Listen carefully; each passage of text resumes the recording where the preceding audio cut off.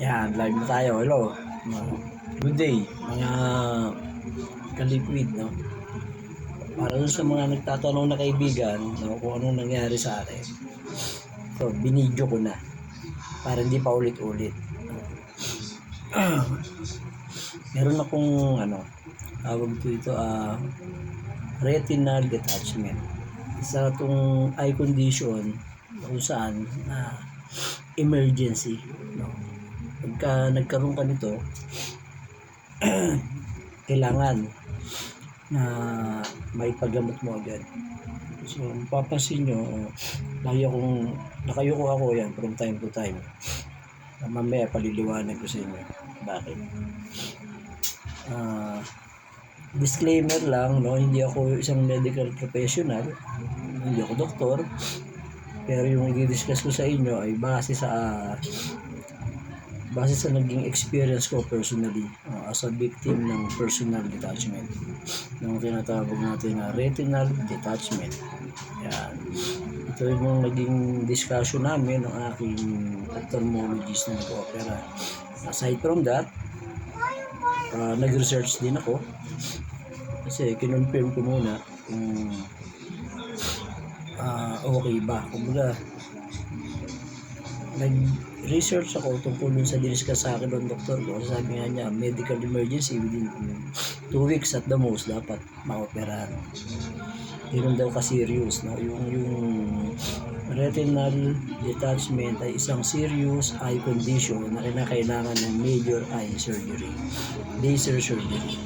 So ngayon, tanong, ano ba yung retinal detachment? So yung retinal detachment, so base sa pagsasaliksik ko, no, para na maibahagi sa inyo, no, na doon sa mga kaibigan na nagtatanong ulit-ulit, ano nangyari, ano bang sintomas, anong gamot. So ito, so binidyo na natin. Ayan. At meron tayong ngayon, may mga kinemis tayo na visual aid. Yan. Maging mabuti ha. Yan, kita ba? Okay, kita. Ito, yung normal eye. Yan. Lagi naman normal, di ba? Kabila, ito yung may tinatawag na retinal detachment. Anong kaibahan? Tingnan nyo mabuti.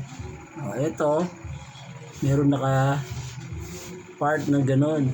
So, yun yung part ng retina na na-detach. Yan. Ito, tingnan nyo. Buo. So, normal yan. By the way, yung retina, ito yung nasa likod ng ating mata. Sa likod na part. No? Yan. Nasa likod yan. Ito yung harap. Okay. So, klaro na tayo. So, ano ba yung ano yung symptoms ng retinal detachment?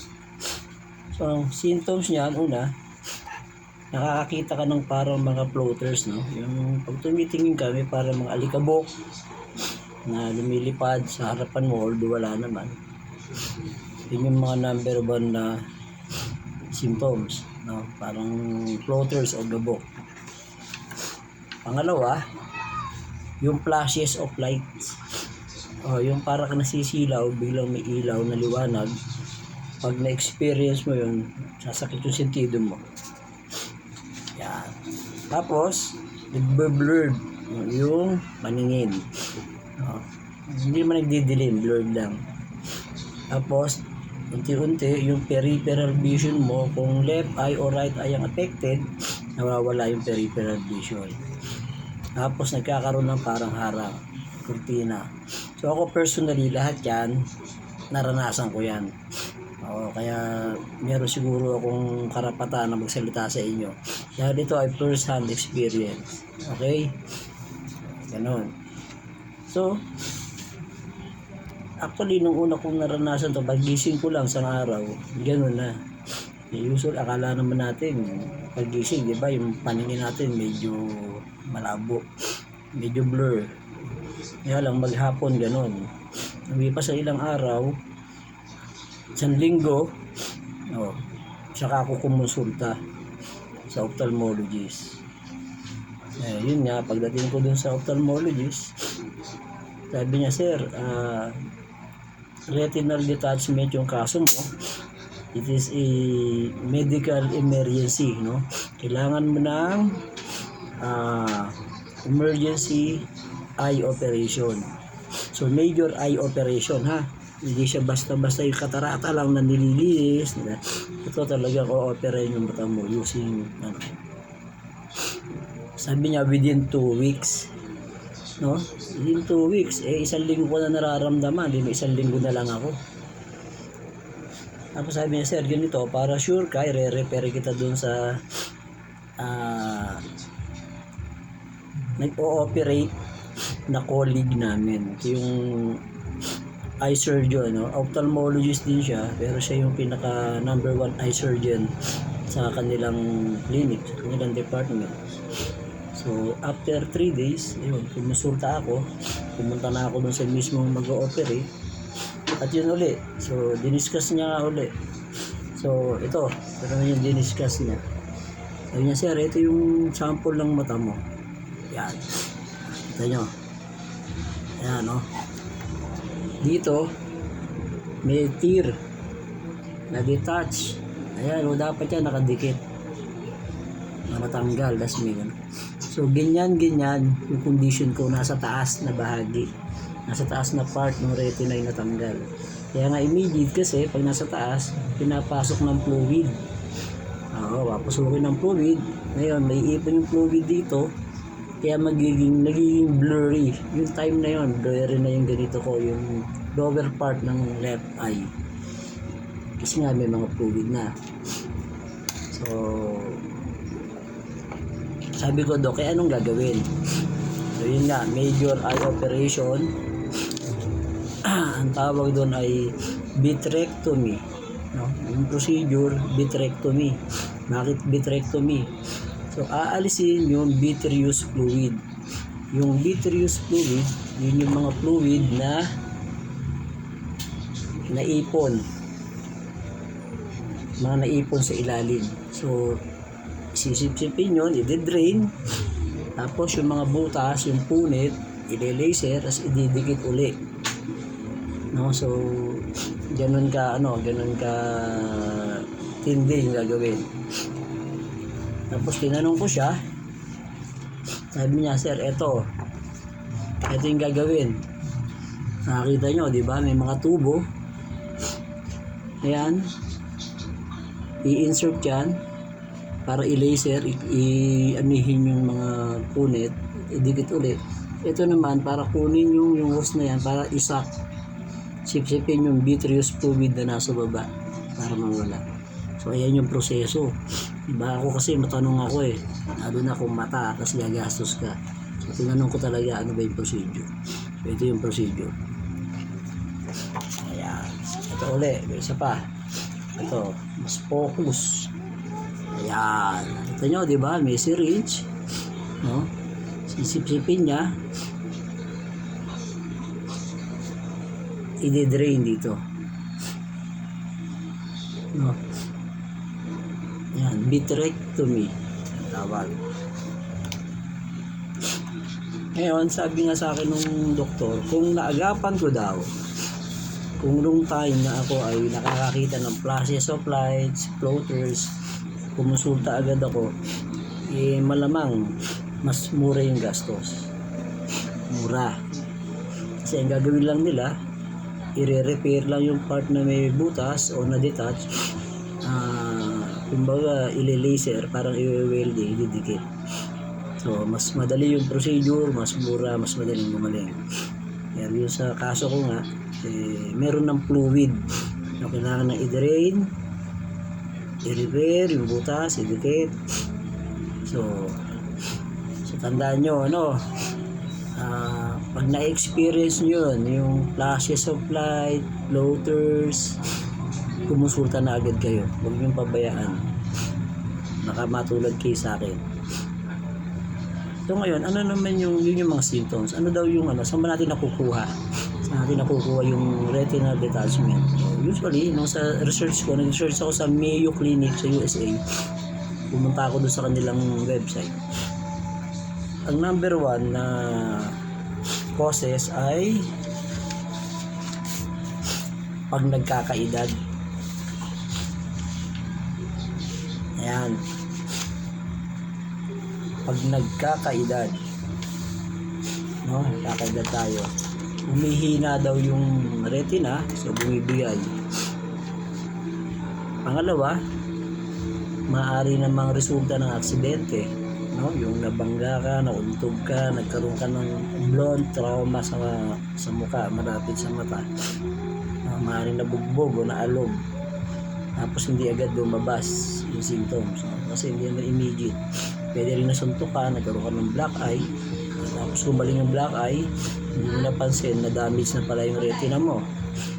So, iniisip ko nga kung saan ko nakuha, no? So, possible siguro sa edad kasi sabi nga nila prone sa retinal detachment ang 50 years old pataas. Tayo ay 56 na. Yan. 6 years old na tayo. So, wala pong choice kundi gumawa ng paraan para makapag-undergo ng operation. Yun, ito na tayo. Siyempre sa presyo.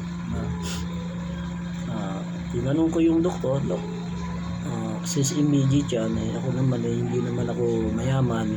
Hindi naman ako mahirap. No? Wala naman ako malaking yaman. May pagmamalag ko lang yung aking magandang lalaki. Kaya nga po yung brother. So sabi niya, sir, ito, kung ang total cost niyan, hindi sa'yo kasi hindi pa naman siya ganun ka-severe yung gagawing operation, no? Ang gamitin ko dyan, gastos ka more or less 90,000. Yun na, 90,000 pesos.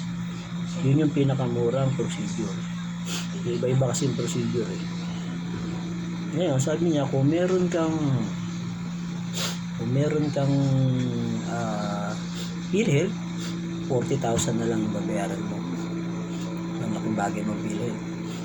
Ang problema, yung PhilHealth ko 2016 pa, yung last na contribution na nahulog.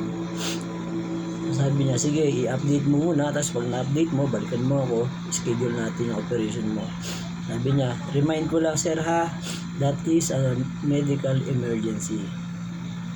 Sabi niya, dapat within 2 weeks, nakaka 1 week ka na pala mahigit. Dapat 2 week na to, may schedule ka. Sabi ko, sige doc, gagawa natin ng paraan. Sabi, the following day, pumunta ako ng PhilHealth, binerify ko yung aking membership. Ayun nga, 2016, nakita doon sa PhilHealth na yun yung last na contribution. At kung i-update ko, sisingilin nila ako mula 2019, 2020, 2021, 2022, 2023. So, yung kinompute kung magkano ang kailangan kong bayaran sa PhilHealth para ma-activate, magamit ko yung aking PhilHealth benefits, 16,100. So, ang laki para yun, diba? 16,100 ang kailangan kong bayaran para magamit ko yung PhilHealth. So, compute. Na-compute kami ng misis ko. 40,000 ibabayad sa doktor sa hospital plus 16,000 sa PhilHealth. So, ang total ay 56,000. Tama, 56. Ngayon, kung wala naman PhilHealth, 90,000 na mas malaki. Sabihin, kung babayaran namin yung PhilHealth, i-update, makakasave pa rin kami ng 34,000. So, ganun ang ginawa namin. So, nag-source out ulit kami ng funds para babayaran yung PhilHealth the following day. So, babayaran yung PhilHealth the following day, punta ulit kami sa hospital. So, nagpa-schedule na kami nung operation. Vitrectomy. Hindi ho vasectomy ha. Vitrectomy. Iba yung vasectomy. Yung vasectomy sa male reproductive organ naman yun. May pinuputol na ugat para hindi na makabuntis. Ito ay vitrectomy. Na kailangan tanggalin yung vitreous fluid. Pinakita ko sa inyo kanina. Ito. So, yan yun. Anong procedure. So, yung Wednesday, Wednesday last week, undergone ako ng operation. Ang operation inabot ng almost 1 hour. So 15 minutes siguro yung preparation, then 45 minutes yung surgery. Gising ako nun. Kahit major eye operation, gising naman, hindi man ako pinatulog. So naririnig ko yung usapan nila. Minsan tinatanong ako ng doktor, okay ba? Okay ba? Okay naman do. Wala akong nararamdaman kasi habang umaga manhid na. So yun. Ngayon, nasa process ako ng post-operative care. Yung nagpapagaling na ako. So from Wednesday, Thursday, Friday, Saturday, sa 4 days na. Napapansin nyo, hindi ako makatingin ng diretso, lagi ako nakayuko. Kasi yun yung instructions ng doktor. Kailangan lagi kang nakayuko, kakain ka, maglalakad ka, iihi ka, o kahit anong gawin mo, dapat lagi kang nakayuko. Bakit? Kasi doon sa ginawang operation, eto, nag-iwan sila ng bubble sa loob. Bubble. Yung bubble, yun yung pupuwersa doon sa retina para dumikit. Kasi hininang, na kailangan may tumutulak pataas. Otherwise, pag wala, baka hindi kumapit, sayang yung operation. Bubuka ulit. Madidetach ulit. So, sayang yung effort, sayang yung pera. So, na dapat, ang sundin mo talaga dapat, lagi kang nakayuko. So, yun sa post-operative care, no? Pangalawa, bukod sa dapat na lagi kang nakayuko, 3 days na dapat may eye patch. Last day ko ngayon, natanggalin na yung eye patch. Sabi ng doktor, pag tinanggal yung eye patch, huwag kang matakot, huwag kang magulat. Kasi pag dinilat mo yung mata mo, wala kang makikita. Puti, blurred pa rin. Kasi nung bago ko ito ipa-opera, may nakikita ako eh. Meron akong peripheral vision sa left. Ngayon, sabi niya, pag inopera yan, pag tinanggal na, totally wala. Kasi nga, dahil doon sa bubble, yun yung epekto ng bubble. Kaya puti. Then within 2 to 3 weeks, mawawala yung bubble, unti-unting babalik yung paningin mo. Pero not necessarily na 100%. Ilinaw din ng doktor. Kung dati 2020 ang vision ko o vision ng pasyente, siguro 90 to 80%. Malinaw pa rin, nakakita ka pa rin. Kesa naman hindi mo ipa-opera. Totally mabubulag. Napakahirap na isa lang ang mata, hirap kumilos. So yun, kasama sa post-operative care o yung pagpapagaling, yung recovery period, yun nga, bukod sa layo nakatungo for 2 to 3 weeks, ito pinakamalupit, matutulog ka, kailangan nakadapa, face down. Diba, ang hirap matulog ng face down. Hirap matulog ng nakadapa, lalo na kung wala ka naman dadapaan. Kung may dadapaan ka, okay sana. Wait lang ha.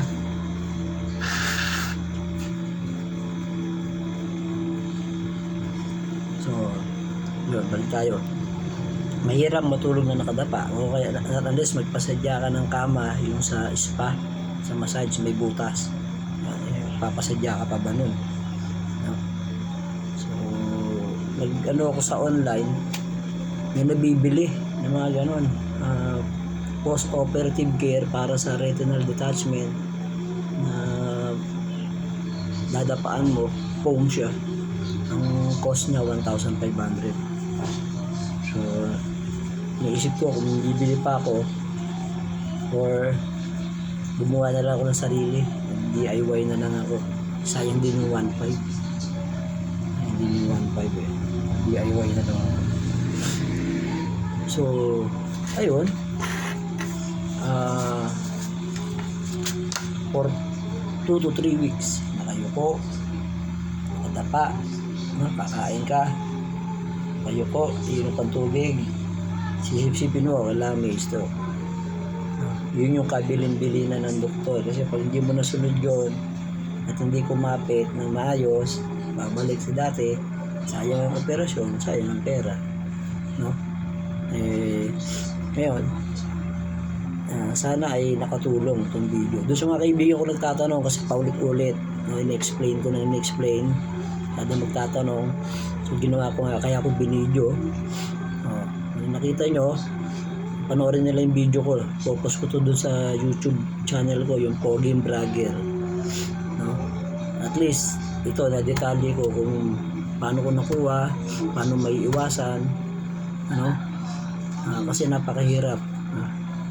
Paano kung wala tayong pera? Okay lang sana kung yayamanin tayo, no? Tandaan nyo yung cost na 90,000 sa akin, yun yung pinakamura, ang tawag economical, no? Kasi una, mabait yung doktor na nakausap ko. Sinabi niya ito na yung gagawin natin na makakamura kasi may ibang procedure na ginagamit, umaabot ng 150,000 hanggang 250,000. Yung mga ganong procedure. Tapos depende pa rin nga dun sa severity nung problema, nung detachment. Mas malaki ang detachment, mas mahirap na. Mas maraming fluid, mas matagal i-drain. Kaya mas mahal. So, bottom line, sabi nga, prevention is better than cure. So, tandaan nyo, yung symptoms pag naranasan nyo na to, may floaters, may nakikita kayong palutang-lutang sa harap ng mata nyo, parang maliliit na alikabok, parang sinulid, iba-iba yung forma niya, yung parang tuldok. Pangalawa, yung sasakit yung mata, yung sa likod mismo nararamdaman mo kumikot. Pangatlo, ito yung pinakamalupit, yung flashes of light. Naramdaman ko yan nung taon na to, mula March, April, May, June, July. Yan, nararamdaman ko yan, binaliwala ko. Kasi kakala ko nasisilaw lang ako. Nung pala yun yung umpisa. So pag yun ang naranasan nyo, kumonsulta na agad kayo sa ophthalmologist para maagapan. So ibig sabihin, unti-unti pa lang umaangat, wala pang butas. So mas madali yung gamutan, i-laser lang, mas mura.